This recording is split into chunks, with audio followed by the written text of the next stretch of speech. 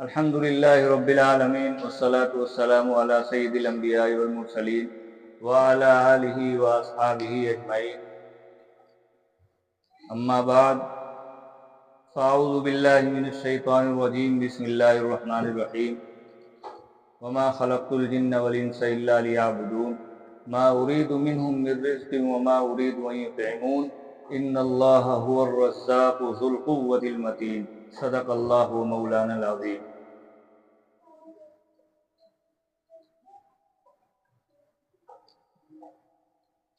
اللہ تعالیٰ نے انسان اور جنات کو پیدا فرمایا، اور پیدا فرمانے کے بعد مقصد تخلیق بھی بتا دیا کہ تمہارے پیدا کرنے کا مقصد کیا ہے۔ میں نے انسان اور جنات کو اللہ نے فرمایا پیدا کیا لیعبدون، تاکہ وہ لوگ عبادت کریں، اپنی عبادت کے لیے پیدا فرمایا۔ یہاں ارادہ تشریعی ہے، بالاختیار، اختیار کے ساتھ اللہ تعالیٰ نے یہ حکم دیا ہے۔ ارادہ تکوینیہ نہیں ہے، تشریعیہ ہے۔ اگر تکوینیہ ہوتا تو آدمی مجبور ہوتا، تکوینی نظام میں آدمی مجبور ہو جاتا ہے کرنے پر، اور یہ اختیار آپ کو دیا گیا ہے۔ اس کے بعد پھر پوچھا جائے گا آپ سے۔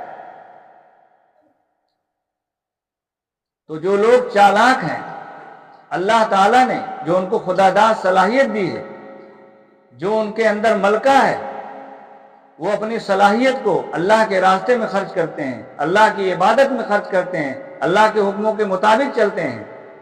اور جو لوگ بیوقوف ہیں، وہ لوگ شیطان کے طریقے پر چلتے ہیں، اپنے نفس اور اپنی خواہش کی اتباع کرتے ہیں۔ تو اللہ تعالیٰ نے انسان کو پیدا کیا ہے، اس کے مقصد تخلیق کو بھی بتا دیا۔ اور اللہ تعالیٰ کہتے ہیں کہ ایک انسان کے ذہن میں یہ بات ہوتی ہے، ایک بڑا انسان ہوتا ہے جو غلام خریدتا ہے یا کوئی بڑی چیز خریدتا ہے تو اس سے نفع حاصل کرتا ہے۔ ما اريد منهم من رزق، میں تم سے روزی نہیں چاہتا ہوں، وما اريد ان يطعمون، اور میں نہیں چاہتا ہوں کہ تم اس کو کھلاؤ۔ جیسے آپ بڑا آدمی خریدا غلام تو سوچتا ہے کما کر دے، لیکن اللہ تعالیٰ کی ذات اس سے پاک اور مبرہ ہے۔ اللہ ہی تعالیٰ الٹے ہم لوگوں کو رزق دینے والے ہیں، سب کچھ دینے والے ہیں، خدا کا نظام ہے، ان سے بڑا کوئی طاقت والا نہیں۔ تو جو لوگ مانے اللہ تعالیٰ کی، تو اللہ تعالیٰ نے ان کو دنیاوی اور اخروی زندگی دونوں میں کامیابی عطا فرمائی، اور جو لوگ نہیں مانے بس چند دن کی بات ہے، آخر ان کو ماننا ہی پڑے گا۔ اگر مان گئے تو تمہارا ہی فائدہ ہے۔ یاد رکھو، اگر پوری دنیا کعبہ بن جائے اور پوری انسانیت حضرت ابوبکر جیسی ہو جائے، تب بھی اللہ کی ذات پر کوئی فرق پڑنے والا نہیں ہے۔ اگر پوری انسانیت حامان اور قارون، صدام، نمرود بن جائے، جو سب سے بڑے نافرمان گزرے ہیں، تب بھی اللہ کی الوہیت پر کوئی فرق نہیں آئے گا۔ اس لیے اگر ہم لوگ صحیح راستے پر چلیں گے، ہم لوگ اللہ کے حکموں کے مطابق اپنی زندگی کو گزاریں گے، تو ہمارا ہی نفع نقصان ہوگا، ہمارا ہی نفع ہوگا، ورنہ تو دوسرے حال میں صرف نقصان ہی نقصان۔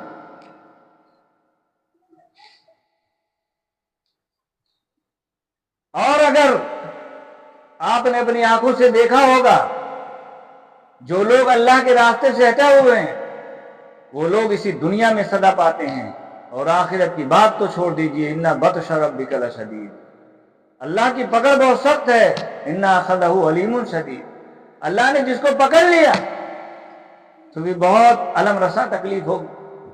یاد رکھیے، اللہ نے اختیار دیا ہے 24 گھنٹہ 100% سب لوگوں کے اوپر اللہ تعالیٰ کا کنٹرول ہے۔ بڑے بڑے لوگوں کی، جن کے طفیل میں دنیا بنی، جو کن کہہ دیتے، جو اشارہ کر دیتے تو بہت کچھ ہو جاتا۔ جب اللہ کے سامنے ان کی نہ چلی تو پھر ہماری کیا چلے گی؟ بھائی آپ دیکھیے، ابراہیم علیہ السلام کو نمرود نے آگ میں جھنکوا دیا، جل گئے، اپنے کو خدا بنا بیٹھا تھا، اپنی طاقت کے آگے اپنے گھمنڈ میں چور تھا، لیکن ابراہیم علیہ السلام کا ایک بال بھی نہ جل سکا۔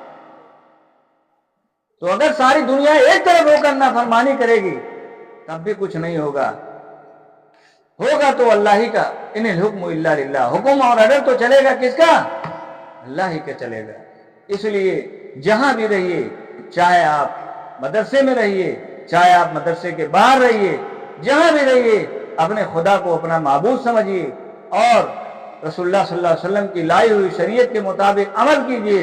انشاءاللہ اس زندگی سے آپ خود نفع اٹھائیں گے، اور آنے والی زندگی میں آپ جو چمک دیکھیں گے اور آپ جو راحت اور آرام دیکھیں گے وہ دنیا کی زندگی میں تصور بھی نہیں کر سکتے۔ اس لیے کہ اللہ رب العزت نے، آپ دیکھیے، ہم کو اختیار دے دیا تو ہم لوگ ادھر ادھر ہو گئے، اور اتنی بڑی بڑی مخلوق اللہ تعالیٰ نے پیدا کیا۔ سورج 3.5 لاکھ مربع، 3.5 لاکھ گنا بڑا ہے زمین سے۔ للشمس ينبغي لها ان تدرك القمر، لیکن اس کی مجال نہیں کہ اپنے دائرے سے ہٹ جائے اور چاند کے دائرے میں چلا جائے۔ وَلَلَّيْلُ سَابِقُ النَّهَارِ، آپ دیکھیے رات آتی ہے، دن آتا ہے، رات کی مجال نہیں ہے کہ دن میں سبقت کر جائے، اور دن کی مجال نہیں کہ رات میں سبقت کر جائے۔ اتنی بڑی بڑی مخلوقات اپنے اپنے کنٹرول میں ہیں۔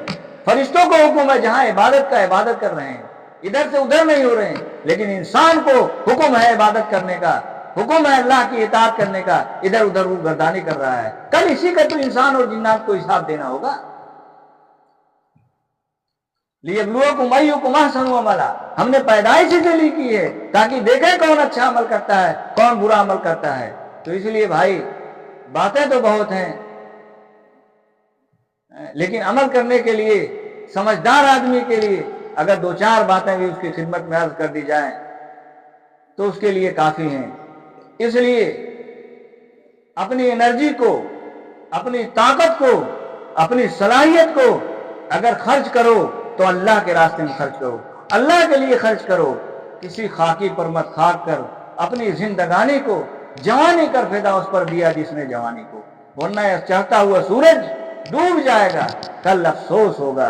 انسان مر جائے گا، اس کو 9 چیزوں کا افسوس ہوگا، وقت نہیں ہے، ورنہ قرآن کہہ رہا ہے نا جو گاؤں میں، اس کو کیا یقول یا لیتنی کنت ترابا، ہائے ہائے کرے گا، کاش کہ میں مٹی ہوتا، کوئی حساب کتاب نہ دینا، یا لیتنی لم اوتا کتابیا، کاش مجھے کتاب ہی نہ دی گئی ہوتی۔ بہرحال بہت زیادہ افسوس کرے گا، لیکن کوئی افسوس سے رزلٹ ہاتھ آنے والا نہیں۔ اس لیے آج زندگی ہے، آج مواقع ہیں، آج اللہ نے ہم کو سب کچھ دیا ہے، اس لیے آج قدر کر لیں اور اللہ کے حکموں کے مطابق اپنی زندگی کو گزاریں۔ سب لوگ بھائی کہیں آمین انشاءاللہ۔ اللہ تعالی ہم لوگوں کو کہنے سننے سے زیادہ عمل کرنے کی توفیق عطا فرمائے، آمین۔ وآخر دعوانا الحمدللہ رب العالمین۔